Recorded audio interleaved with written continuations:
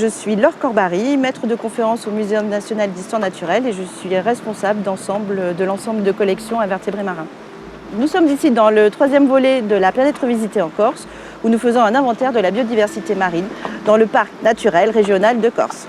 Dans le cadre de cet inventaire, nous travaillons de manière collective pour collecter tous les échantillons dans le parc. Nous mettons en œuvre différents types de méthodes d'échantillonnage qui sont avec des plongeurs, avec des techniques particulières qui sont des techniques de brossage, des techniques d'aspirateur sous-marin, de récolte à vue, mais également des collectes qui sont effectuées sur ce navire à partir de petits engins de pêche, des dragues ou des petits chaluts.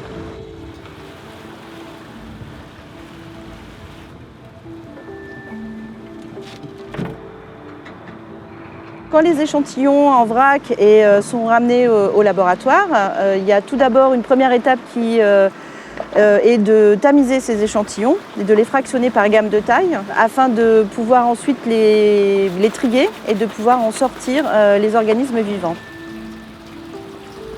Après le tamisage, les premières étapes sont un tri à l'œil nu des plus grosses fractions supérieures au centimètre. On trie les grands groupes zoologiques, essentiellement les mollusques, les crustacés, on trie les algues, les échinodermes.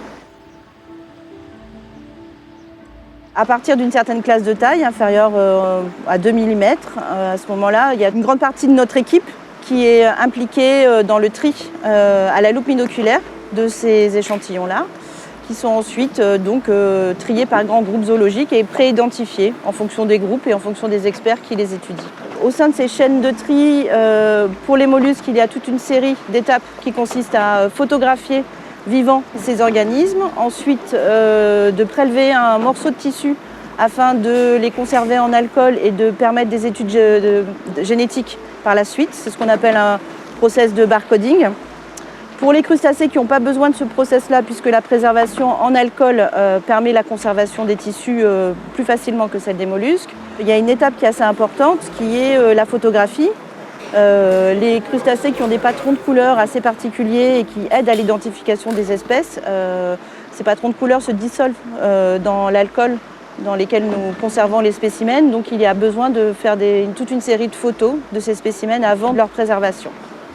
Notre travail sur le terrain n'est pas individuel, c'est vraiment un échantillonnage collectif. C'est-à-dire que chaque personne est indispensable à un maillon de la chaîne de tri ou à la chaîne d'échantillonnage. Notre équipe, elle est composée de différents scientifiques. Et scientifiques, c'est le sens large, c'est-à-dire des scientifiques académiques du muséum, d'universités, de CNRS ou d'autres organismes de recherche. Mais une grande partie également sont composés d'amateurs, experts. Et nous avons également autour de nous toute une panoplie de bénévoles qui sont très efficaces et qui sont indispensables. Indispensables parce qu'ils ont un savoir-faire. Donc c'est en gros la cohésion de tous ces gens les uns avec les autres qui permet donc de faire un effort collectif pour l'inventaire de la biodiversité.